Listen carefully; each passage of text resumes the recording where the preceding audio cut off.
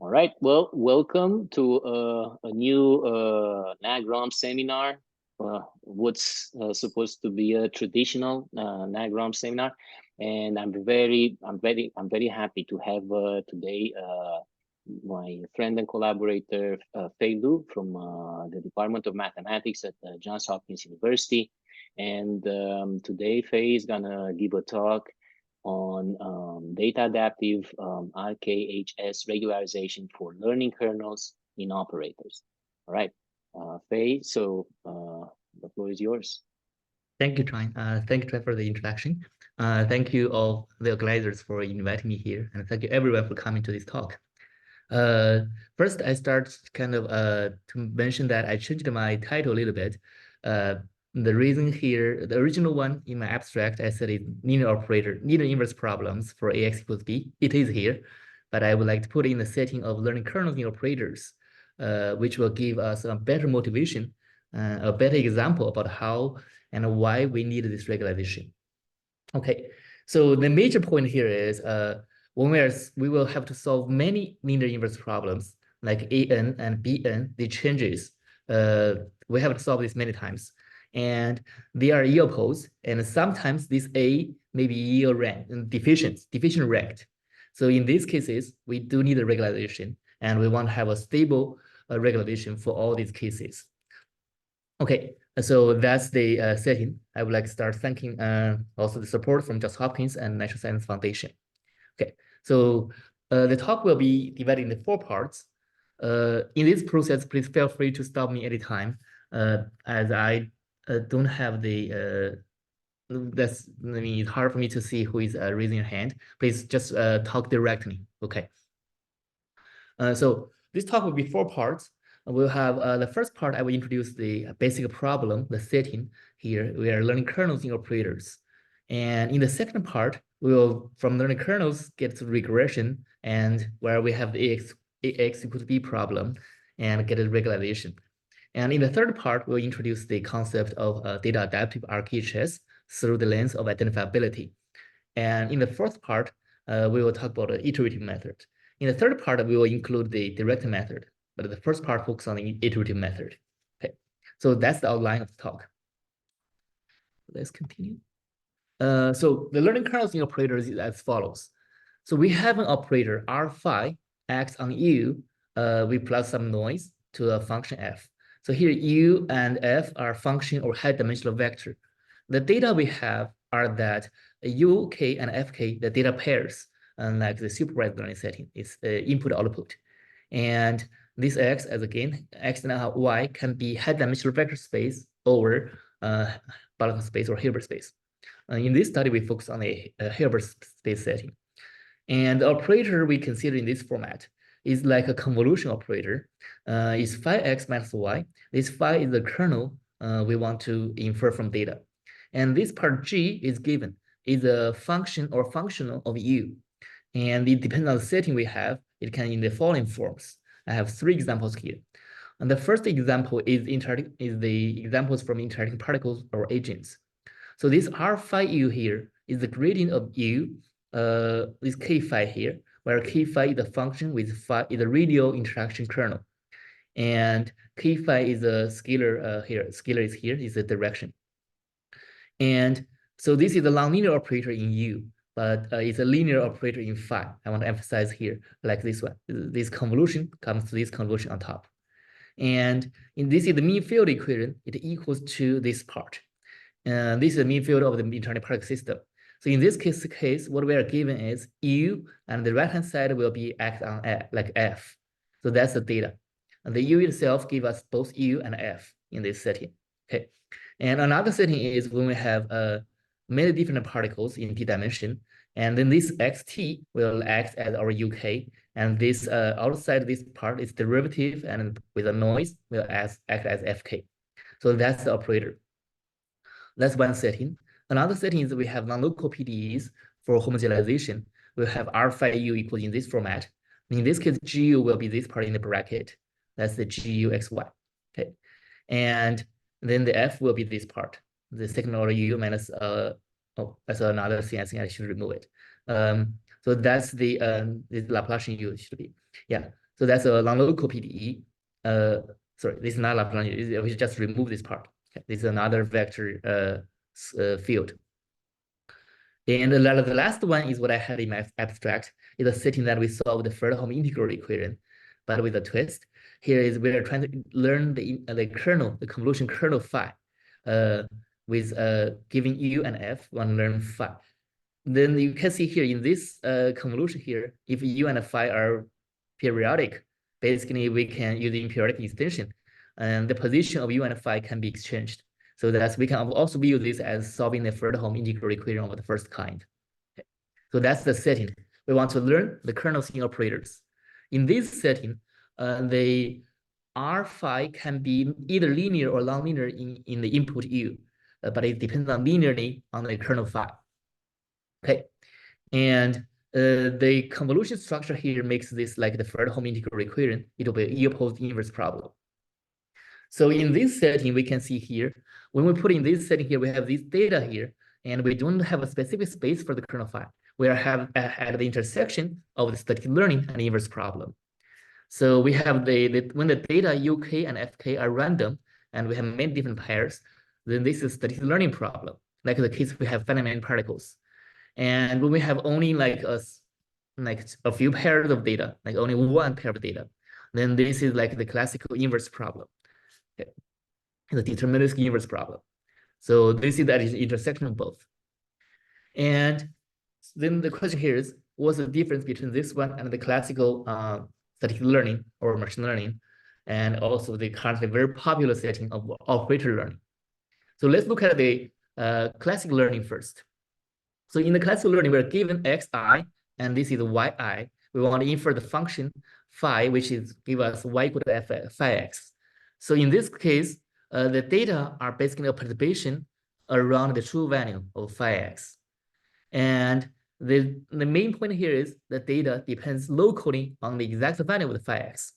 Okay, is a local dependence. In comparison with the learning kernels, what we have, if we're given UK and this FK, we have nowhere about to guess where the phi value would be, because there's a convolution. It depends on many values or multiple values of phi. And we don't have exact any point for the phi x because it's non-local dependence. So if we compare these cases, the non-local dependence, here we cannot infer any value from data directly. But in the classical setting, is more or less like an interpolation between these dots. We can connect them in the interpolation point of view. And here, we don't have such an interpolation view anymore. That's where the non-local dependence causes the trouble. And it will lead to E-opposed inverse problem. Now, if we move on to the operator learning setting, and what we have here is actually, we want to learn operator R only. We don't worry about the kernel phi. If they have a kernel, they just put it together as the R phi. But we don't worry about the kernel. If we put an x-axis now, replace it by U, which is maybe a Hilbert space or a very high dimensional vector. And now in this case, it's almost the same as this one, except that this U here is high dimensional or infinite dimensional. And the major difficulty here is how do we deal with the high dimensionality of the data and the high dimensionality of dependence. So that's the major part of this operator learning. And that's where the neural network, this kind of deep learning, doing very well. But this is different from the learning kernel setting. Learning kernel setting, we have a low dimension structure in the operator, and it's linear in phi, and so that the phi can be easily learned. So that's the fundamental different. Okay. So for the learning kernels here, this is what we are focused on. We can in different settings. When the phi is variable is one dimensional or low dimensional, we can use regression. When the phi's variable is also high dimension, we could use neural network approximation. And in this talk, at the beginning, as what I have been doing is to do regression. In this setting, we are going to come to this where the regularization comes from, and we want to introduce this data adaptive regularization. This is a norm, and we want to get a conversion estimator as the data mesh refines. Okay, that's the major setting of this talk. Okay. So let's move on to get to regression and regularization. So to solve the problem, we're given the data U and F in UFI, and the natural way to do is define a loss function and get a discrepancy between the input and the output. And then we minimize this loss function over a hypothesis space. In the non-parameter regression setting, we select the basis, this psi I, and with n and phi at our choice, and we estimate coefficient C. And once the basis, the hypothesis space is selected, and then the rest part is the regression problem. Because we know that R phi is linear in phi, and then we'll get a quadratic function in C, this is the coefficient C. So as we see here, this quadratic term, this linear in C term, and this constant term. In the end, what we are end up doing is solving AX equals B problem. Here, A inverse is a pseudo inverse. Okay, so that's the problem we will have. And practically, what we have to do is the major effort will be select this phi I and n, and then the rest part is to solve this one. And the problem here is, as we mentioned at the beginning, this an is often yield conditioned, sometimes maybe even singular. And that also puts some constraint on our selection of the basis function and this n. In the non-parameter regression, it's often the case that we have to select n large and then try to find a good n to balance with the data. So we have sometimes, almost always we have to get to the overfitting setting and then try to rescale back. That's the part we will have to also have the yield condition or singular matrix.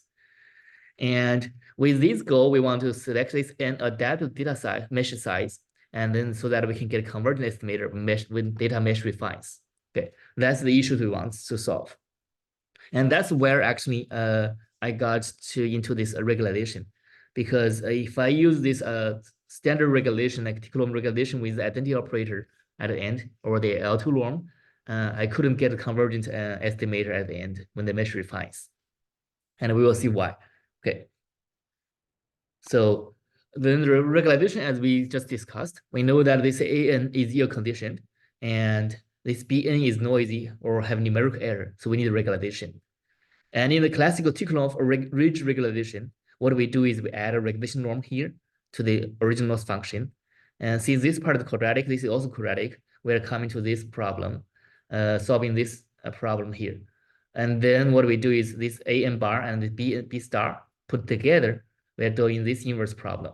Okay, that's the standard idea about regularization. And we are solving this C lambda for many times and select optimal lambda star for the estimation. And that's where the classical research have focused on, is that we are giving a norm like B star, and then how do we select a lambda star in an optimal way?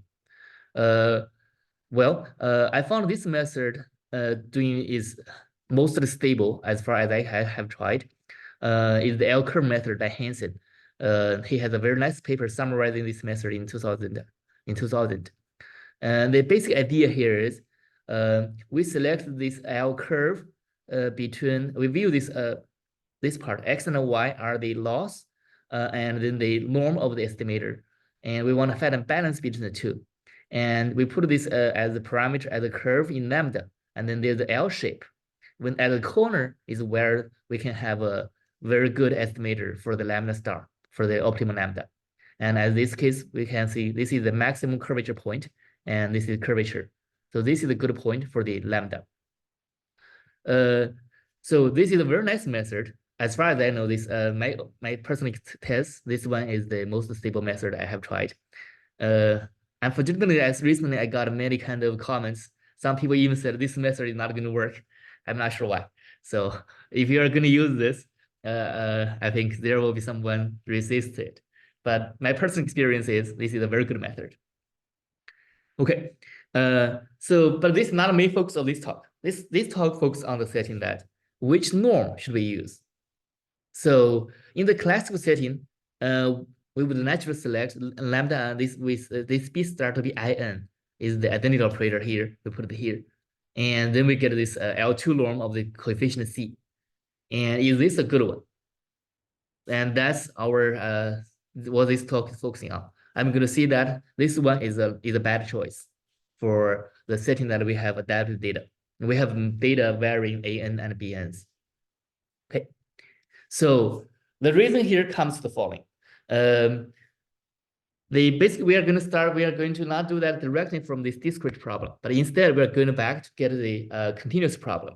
So this following the principle that Andrew Stewart put in his 2010 paper on inverse problem. His main message in that paper, one of the main messages is that we should avoid discretization until the last possible moment. And here, to analyze the regularization, extending his principle, I would say here is we should avoid the basis selection until the last possible moment. So let's come to the basis selection here. We have this hypothesis space. We select the basis function to be in this one, this part here. And we should not select at the beginning. We should select it at the end when we have analysis of it. So to answer this question, then first we should answer is which space are we learning the kernel? We have not defined it yet, right? And also, in which space can we actually identify the kernel? Also, we have not defined it. And then another question is, given that set of data, can we actually identify the kernel? Right? All these problems should be answered first before we do any regularization. And that's where we're going to start. We're going to return to this function space for phi and study the identifiability. Okay.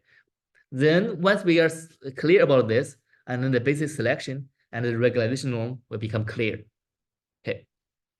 So let's move on to the identifiability. And that's where we're going to introduce the data adaptive RKHS T-column regularization. So to do this, we first introduce an exploration measure. This exploration measure rho is I'm going to put it in the setting that phi is the radial kernel. So it's x minus y is the input variable, independent variable for phi. And the given data U, it only explores the x minus y through this kernel G. This part is G part. So that's where we can estimate the phi. So if the data never explore any part of x minus y through the GU here, then we cannot identify the kernel. So that's the measure rule we're going to introduce. So it's basically a delta function of x minus y depending on this GUXY. That's where we have data to infer the kernel.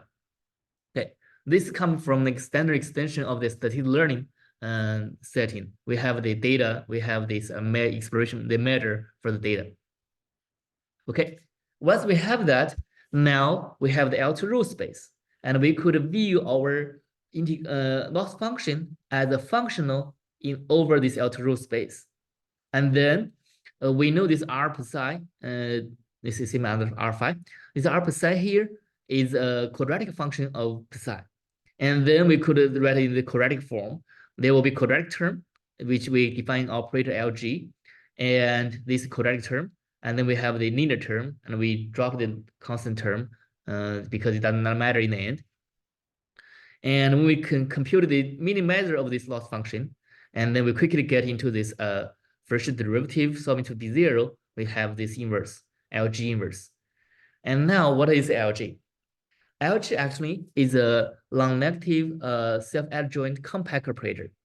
Okay, and this kernel G will come from this GUXY, is a convolution. It will give us an integral kernel. And we get that integral kernel when the data U is continuous on compact domain. And then this G bar will be a Mercer kernel. That's why we get this long negative compact operator here. So in this setting, we know that its lambda I will converge to 0. And it's so when we do the inversion here, it will be an unbounded operator. Okay, so that's where the equipoteness come from. And when we do this one, we have to understand what the phi d here is. The phi d actually can be decomposed in two parts. One is LG phi true, and another one is the error part. So the LG phi true part is the good part, and we'll get a phi true. The error part is we're doing inversion. Now the question is whether this LG inversion acts on phi error here is well defined. And that's where we want to define where we can identify the function. So we can only identify the function in the setting that is in the non-zero eigenvalue directions. So that's the non-zero eigenfunctions of this LG. That's the function space. We can identify the true function. Outside of it, we cannot. So this gives us the definition now. This inverse problem is ill-defined if we want to estimate the function beyond this h, given this data. if we don't have any additional information. So there are many settings, we have many more physical constraints to tell what phi is. That's a different issue. Okay, here we just consider that we don't have any additional information. So in this case, what we can define, this inverse problem is well defined only in this edge. Beyond edge is ill defined. And inside the edge is still ill posed because we are doing this LG inversion, is an inversion of a compact operator. Okay, that's where we need to regularize. Okay, so that tells us that when we are doing the risk regularization, we have a new task. We want to ensure that this learning or the inversion takes place inside the function space of identifiability. Okay, and the problem here is this H is the space of these eigenfunctions spanned by these eigenfunctions of LG, where LG depends on data. So in the end, this space itself is data dependent. So that's the problem. We have to do in this way, we have to do the regularization adaptively to select out this H. And the question, how do we get here? And fortunately, we have this G bar, and that's the kernel. It gives us an RKHS. And this RKHS denoted by HG and is the image of the square root of the LG operator over the L row. And its closure is H is H space here. Okay. So that gives us the way to the regulation. We are going to use this RKHS to regulation, then we can make sure that our estimator will be inside it. So this HG is a norm will be lambda inverse of the CK square. Notice that the original this phi L2 row is the coefficient C square, but then in the HG, its norm is lambda K inverse C square. Okay, so that gives us the better part of the eigenvalues, the small eigenvalues, that will be basically we want to remove to reduce the effect on this estimator. So in some sense, we are smoothing the estimator. So with this one, we're going to put it into this regulation as a regulation norm. Getting back to the previous slides, we have added a regulation norm to this loss function and putting everything in the continuous format. Originally, we have put this one combined with this term and the correct term. We have LG plus lambda LG inverse. That's our quadratic operator here. And we want to do the inversion now. The estimator will be in this format. And this one inversion to the phi d. Okay. And if we take one more step of this LG, and actually we get what we got here is the mean squares estimator with one point. This identity is not over the whole L2, but over this H, is over this function space of identifiability. So this I is over this H, because that's where this LG have the non-zero values. So that's the regulation norm we're going to take. Okay. So up to now, we can quickly review what have done by this RKHS regularization. Is if we come back to this estimator, if we don't do any regularization, what we have here is we LG acts on this phi d, we can decompose into three parts. This good part, and the error inside the edge, and the error outside the edge. The error outside of this edge, or perpendicular to the edge, and then the LG inverse acts on it will give us unbounded or some very bad part.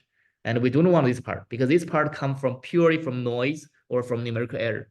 But then without regularization, this part, if it exists, it will get into the estimator and contaminate the estimator. And if we use the data or RKHS regularization, this part with HG norm will be infinity. So basically, this part will be gone in our estimation. And our estimator with this regularization, this part will be gone, and we only have this good part. And this part is the part we are using regularization to select the optimal lambda to balance it out. Okay. And then we compare with a small L2 and capital L2 regularizer. The small L2 basically we're using the coefficient C. We assume that phi are ignoring the phi, they may have dependence over this C. I should see here. This C equals to I corresponding to the small L2, and this L2, capital L2 is the with the basis here. That's the operator. In these cases, as we see here, this error term will not, these two regulators may not be able to remove this error. They will also contaminate this the estimator in some sense, because this C does not remove this part. Okay, so that's the advantage of this RKHS regulation. So it removes and at least removes one part of the error that should not be going to the error estimator. Okay, so that's the idea. And then we come to the computation. When we get to computation now, what we need is, in addition to what we have previously, we have A and B, and now we just need the basis function Bn, which is the phi I phi j. Oh, this is the typo here. This phi I phi j here is the L2 row norm of the basis of the hypothesis space. Okay, and once we have this, then the rest, I think we have a package shared in MATLAB code. You can use it directly. We basically to select this, we solve the eigenvalues using the generalized eigenvalue problem, and then we use the Hansen's L curve method to select optimal lambda. And there are many numerical efforts. We try to estimate this small eigenvalues in a good way, try to deal with it. That's kind of more than a year, almost 2 years of effort to deal with that stably. In the end, we found that we have to transform back into the standard form proposed by Hansen, and then to remove the numerical instability when estimating the eigenvalues. It's still not perfect yet, but that's the most stable version we can get right now. Okay, so that's the computation now. And I want to emphasize here the generalized eigenvalue problem is that we are essentially solving the eigenvalues of the operator LG, is not just the eigenvalue of the AN. Okay, the special case is that when the Bn is the identity matrix, like the phi I phi j are orthonormal, then this LG will be basically corresponding to the AN. But in general, we know that when we choose the hypothesis spaces, they may not necessarily be orthonormal. Okay, so here's the result in one example. So we get to the setting that we are solving this linear inverse problem of recovering this phi, this nonlinear operator R phi, and we are given data of U and F. I think we have only 3 pairs of data of U and F, and we want to estimate this kernel phi. These data are noisy and discrete, and we want to show that as delta x refines, our estimator will converge. Okay, so the left-hand side example is there are 2 typical examples. One is we have this phi true is the dot line, the dot black line is a sine function, but with discontinuity. The jump here is the rest part is 0. And the second one is a Gaussian kernel, is smooth kernel. Okay, and if you can see it, in the background is the row, the expression matter row we estimated in this one and this one.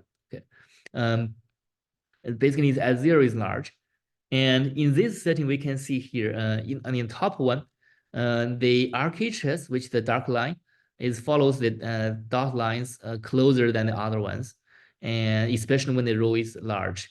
And when the exploration matter is small, it oscillates also very largely, like the other 2 estimator, 2 regularizers, the small L2 and capital L2. And it's more clear seen in this second one, which is Gaussian kernel. We can see this small L2 and capital L2 have large oscillations. The estimator is not accurate. Okay, so this is one typical example. And we want, as we mentioned at the beginning, we want to have a convergent estimator as the mesh refines in different scales of noise. And what we have in the middle part is the estimators along with the loss function value. So what we want is the blue lines to follow the red lines. The red lines are the loss function value, and the blue lines are the error of the estimator as the mesh refines. So the mesh is from delta equals to 16 times point this number to 1 in this number. So from right to left, in each of the plots, right to left, the delta x becomes smaller, and the loss function, the red lines, become smaller. And there are two lines. One is solid line, one is dashed line. These are noiseless and noisy data.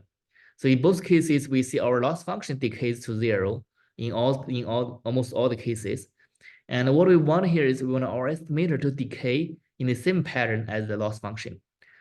So we see here L2 here in this one, it gets flat when the delta x becomes small. And this one, this dashed line with oscillates around. That's not what we want. The capital L2 takes into account the basis in the hypothesis space. It's slightly better, but it also flats when the data is noisy. Similar here, it's flats. On the other hand, the RKHS regulator, that's what we propose. Most of the time, it follows the loss function very nicely. And this for this one is also have the trend of decaying, but not at same rate. So this is one test, and we repeated this test in this part 100 times with different noise scales. And we will test in the case that as noise scale decreases, whether our estimator will converge at the same rate. And we want them to be the same rate to be the consistent. We see in this one, the RKHS regularization is basically have a flat rate. That's what we want. The small L2 and capital L2, and when the noise is large, they cannot decay as stably. So they are the rate here is very basically gets 0. Similar in this one, the RKHS and the blue dash line are doing better than the other two. Here the rate are better. I think that's the mostly like this numerical issue here, because this sometimes the rate may be good, sometimes may be bad. So overall, it's kind of seem better. But we want a consistent rate for different noise scales, and the RKHS here is the most stable one. So in summary of the experiment, we see that the RKHS regulation is inaccurate and consistent rate as mesh finds. Okay, so the question here is why it is better?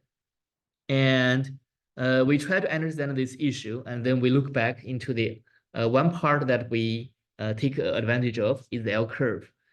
We found that this RKHS, which give us a proper norm for regularization, give us more robust L curve.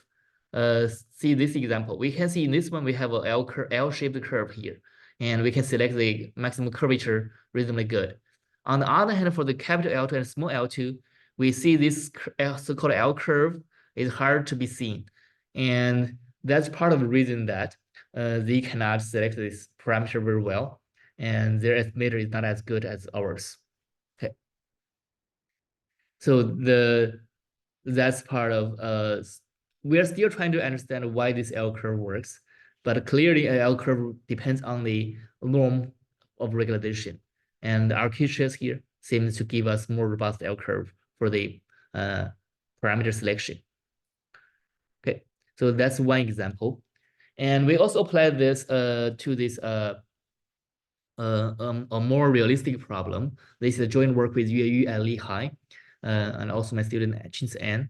And so what we do here is we want to study the homogenization of wave propagation in the metamaterial. What we have the data are the experimental data, the real experiment data, and also the numerical simulated data from direct simulation of the NS equation. And we get the data. And our goal is with this data, and we want to get a homogenized model. Actually, we can also use it as a reduced model in the sense that we forget about the material property and assume that the material is homogeneous.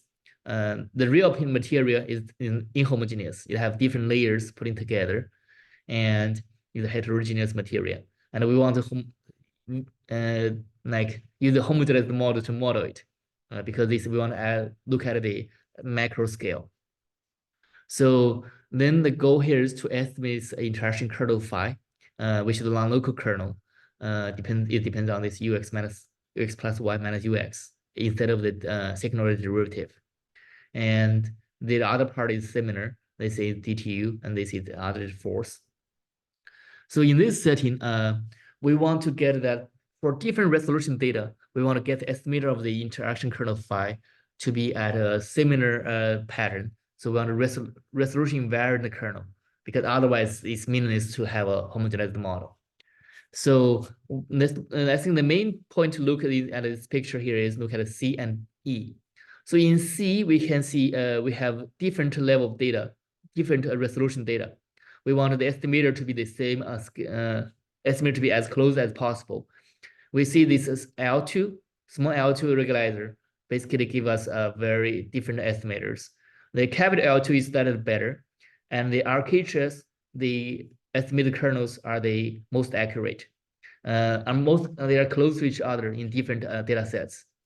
And we want to emphasize here is in this model, we don't have a true phi here, true kernel here. We only can hope that we can have some consistent estimator. Okay. And with this estimator, we see this RKHS regularization give us more consistent result. And we also test this for this physical meaning of this kernel. We do this angular ohmic square, see if the physical transformation give us anything physical. So the angular here is ohmic square, should be positive. And the L2 regularizer estimated phi give us negative numbers, same as this capital L2. So both are unphysical. The RKHS regulator give us estimators in all settings. They are all physical, they are all positive, and have some nice shape here. So in this, the conclusion from this message here, if we can do proper regularization, just from data itself, we can recover some physical kernel from data, and which is also resolution invariant. So that's the importance of regularization. Okay. Okay. So all the above, we are trying to solve this problem with the direct method. We solve the eigenvalue problem directly based on matrix decomposition. But the problem is when this A and B are of large scale, like here A is R to M times N, when N is like into the 10,000s or even more. Actually, currently we can only solve this matrix up to 2,000 with MATLAB to get some reasonable result. When it's much larger, we'll have troubles to get the eigenvalues accurate. So in this case, it's natural for us to solve this using iterative method. And this section are trying to solve this. And we have some preliminary results or I should say good results for some simpler settings. And like this one itself, we can solve it. So let's review what we have done for the direct method. So for AX equals B, what we would do here is we are going to look at this AN equals A transpose A, that's like least squares. And we're going to introduce the BRKHS for regularization. And in this process, if we only have A and B, we don't have any information else. And then we would do here is we are going to use the rho as the normalized sum of this A matrix in the absolute value, which will act like this preconditioning is kind of preconditioning process. And then this gives us the Bn, the basis function, to be the diagonal row. And in this case, we will have the generalized eigenvalue problem, A and Bn, in this format. And we solve this generalized eigenvalue problem using the direct matrix decomposition. And a special case is that when the Bn is the identity operator, and then this BRKHS will be basically be this pseudo inverse of the AN here. Okay. And we can use the L curve to select lambda star. So that's the classical setting. The problem for this one is this direct method is that like this part relies on the matrix decomposition. It's very time consuming or very costly in the sense that to select the optimal lambda star, we have to compute at least a few hundreds, maybe thousands of different estimators from here. So if we have to do this all the time, then that's where this computation effort will be expensive, okay, when the matrix is large. So the question here is, can we use iterative method? Then the difficulty here is actually, in this regularization, we have to use BRKHS. As the BRKHS, as we can see in the definition we have here, it relies on the eigendecomposition. It uses the global information. So to develop this iterative method, the question is, can we do the above computation without using this BRKHS explicitly, or especially this pseudo inverse here directly? And the answer here is yes, with my collaborator, Haiboli. He's an expert in matrix diagonalization. And he noticed that this part, we have the inverse. If we don't use BRKHS, instead we use its inverse. And that's where this matrix decomposition using this generalized Golomb content by diagonalization will work. So the major idea I would start from here is the iterative method is instead of solving this solution on the whole space, we solve it on subspaces. And this is called solution space, or in many cases, we can put them as the Krylov subspaces. So the idea here is we're going to solve this solution in some subspace SK and solve this problem. So this will be a smaller problem. And then we find the best estimator for each of these space in this space solution with the minimum norm. Okay. And now the question is, how do we find these subspaces?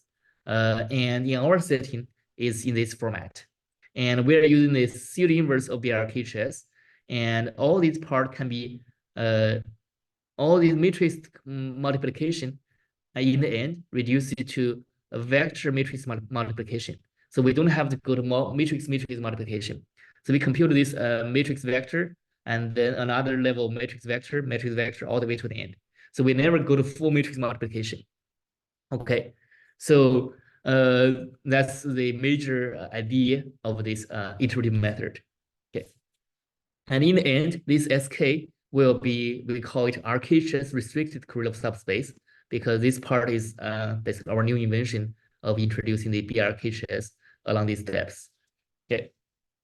And the basic, the most uncertain part in this method for us now is how to do the error stopping.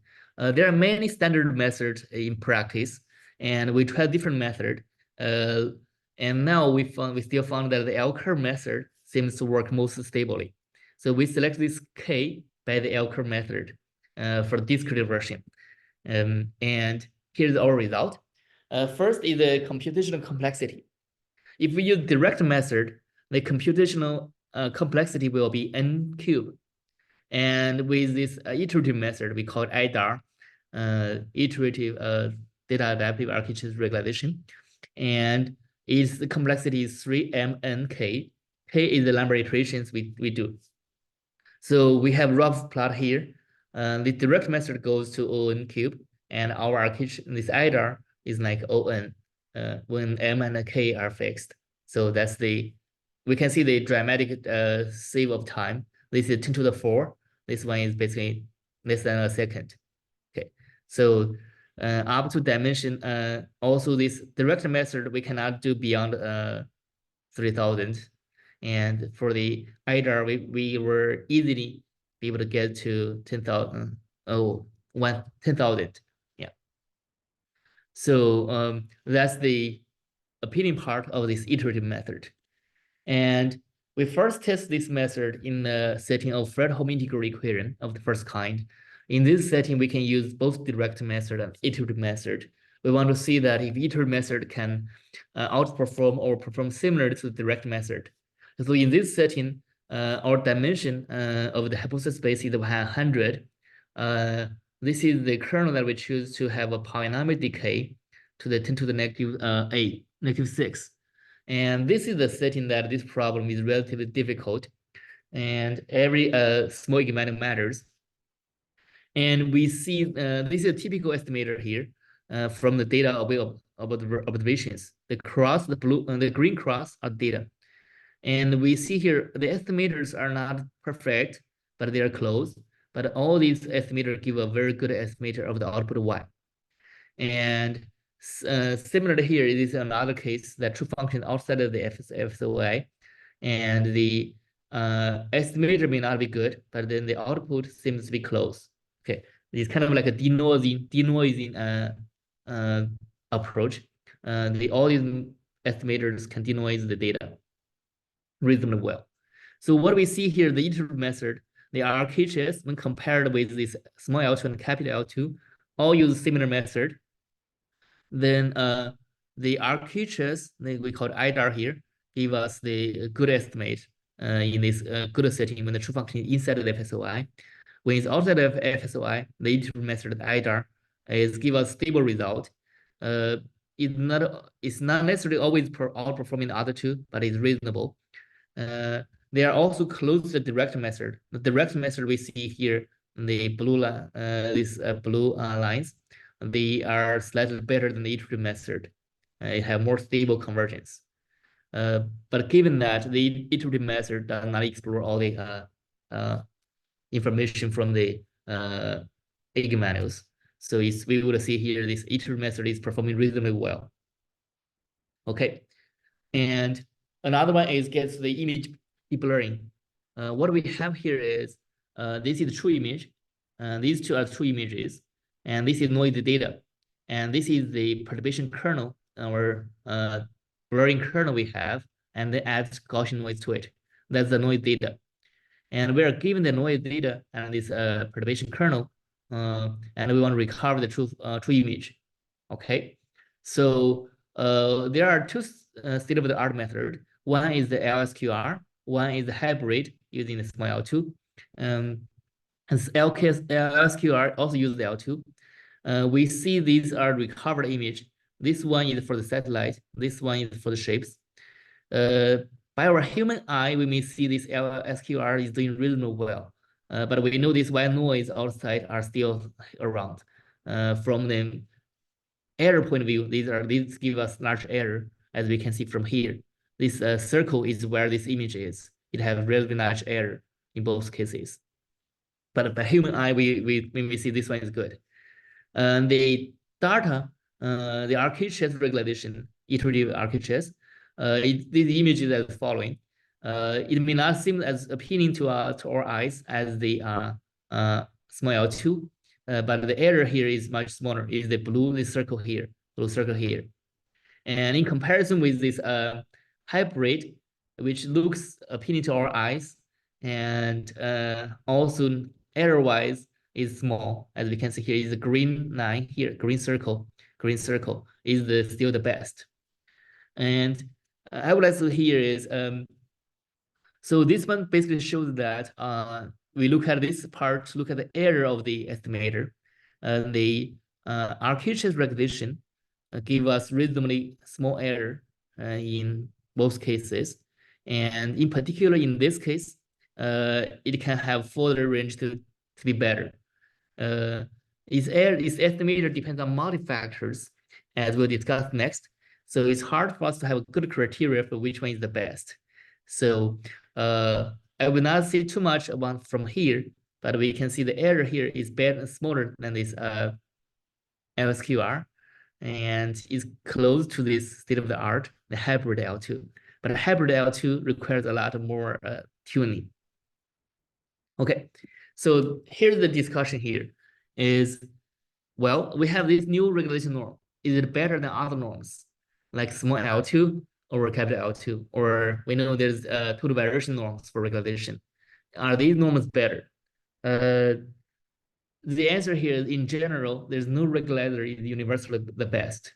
It's similar to the prior Bayesian setting, because we don't have even a universal criteria to define which is the best.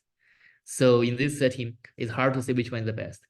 The reason is very reasonable in the sense that in this process of regularization, we have multi-factors gets into the game, like the LG operator is the spectrum, and the smoothing of the true function, and the distribution of the noise, and also the possible numerical error gets into it, and all these factors mix together. So it's hard for us to have a universal criteria for all settings. Okay, so then the question here is, can we actually do some analysis about these regulation norms? And we tried in the direction of small noise analysis. As we have seen in the previous slide, there was one, like we have flat rate of convergence for different level of noise. And we aim for this small noise analysis. We want to show which one is stable. It turns out that what we can show the most is that data depth is important. If we do this small noise analysis rigorously, assuming we know the true kernel, and we found that the capital L2 And if it drops the zero eigenspace null space, it actually will have similar conversion rate as the RKHS. But the RKHS give us a smaller multiplicative factor. So the advantage is not so much as the conversion rate setting. Then the further test shows that, as we have seen earlier again, is that in the process of practice, what we have to do is select the hyperparameter here. And that's where this RKHS recognition actually helps. In our test, it shows that the RKHS with the proper norm, it helps to select, make it easier to select the hyperparameter. But this part is hard to theoretically justify, and we are still trying to work on this. It may be a little bit hopeless, but we are still trying to do something here, but we don't know how far we can go. Okay. So the main message here is no regulator is the best. So if we have data adaptive, if our A and Bn changes with data and we don't have any additional information, it's better to do things data adaptively. Okay. So in summary, in this talk, what I have done here is I introduced in the setting of learning kernel operators, we have given data UK and FK, and we want to estimate kernel phi in this operator. This operator depends on phi linearly. And the main setting here is this operator depends on phi non-locally. This gives us the problem, E-opposed inverse problem. And from here, to study the regularization, we return to the identifiability issue, define the function space, and then introduce the data adaptive RKHS, T-column regularization or iterative regularization. We have numerical test this in the synthetic data. We show that this new regularization give us conversion estimator as the data mesh refines and is robust to noise. And we also use a practical data setting for homogenization. We get resolution independent physical estimators. And we also extend this method to the iterative method. And in the end, if you want to summarize everything in a simplest possible form, I would suggest the following. So if we are solving this an x equal bn with many different ans and bns, if you want to do regularization, use a new regularization norm, data adaptive norm, we might want to try A inverse instead of identity operator here. So that's the simplest summarization of the method. So I think I will conclude from here. The last page is some future directions. I think I could discuss this later. Thank you. Thank you very much. Thank you, Fei, for a very nice, very interesting talk. And if there are any questions, please, from the audience, please raise your hand. I have a couple, but maybe wait for somebody. If somebody wants to ask a question, just raise your hand or unmute yourself and ask questions. Well, I don't see any raised hands. So let me start. On slide 23, let me start with this. Yes. So I think that right. So I think that here you looked at the effect of refining the mesh. So as you refine the mesh, what's going to happen with the strategy? And so my question is, so you've shown that this is robust to mesh refinement, and you have convergence. My question is, could you actually think about proving something like this, maybe in a simplified setting? Can you prove that as you refine the mesh, you can the operator, in principle, I don't know, for the simplest, like a toy problem kind of thing, would that be possible? Or yeah, we are trying to prove that. We are actually halfway to get this out, but we are facing some difficulty in the setting here. Is see here we want to get the rate of convergence in delta x, while we have the noise. So this problem to be opposed, we want to have this unbounded inversion, which is a operator compact operator, inversion of a compact operator. But then we also need the observation to be noisy, because otherwise it's there's no perturbation around. There's no need to do regulation. Right. So I in see. that case, we have to balance the effect of delta x numeric error as well as the effect of noise, along with the spectrum decay of the operator, and then also the true function's smoothness. So with these factors together, we need to make more assumption over to sacrifice some results. That's where Yes. the difficulty is. Yeah. Yes. Yeah, and I agree with you. I think that this is like a tough problem. Yeah, I didn't think of this, but you're right. You also have to include the effect of noise. And that's what I was saying, maybe in a simplified setting, the simplest setting, you can say something. I'm thinking about, can you get some sort of scaling? Like, can you say something about what type of, with this size of the noise, like what type of mesh maybe be appropriate to achieve a certain tolerance in your inverse problem, something like that. That's a good Uh, point. That's a good point. We have not got there yet. We are only considering the simplest settings like the yeah, Gaussian noise and yes, also uniform mesh using the Riemann sum approximation. yes. And simplest setting doesn't mean simple setting. So I get that. Yeah. It can be, it's a difficult problem. Okay, very nice. Thank you, Faye. Now, anybody else? Any other questions? Maybe I can ask a second question, and this should be Discussion much now. easier, much easier. So this was intriguing. So I mean I agree with the statement, but that was interesting. So on slide 13, Uh-huh. you gave yeah, you quoted Stewart, who said Uh-huh. that avoid discretization until the last possible moment. I like this. So can you give some insight? I mean, where was he coming from? What is the idea? I mean, so because you've kind of done work in a continuous at the continuous level, and then towards the end you specialize the approach. So Uh-huh. what's the motivation? Is it like a generic type of statement, or I feel like how? this is that's a very nice question, very good question. I think that's the major insight. Um, the point here is when we're doing regularization, if we only look at the ax equals b problem, we are ignoring the basis function here. We are ignoring the function space by which we are staying in. And in this process, we also have discretization in it when we get to this matrix linear inverse problem.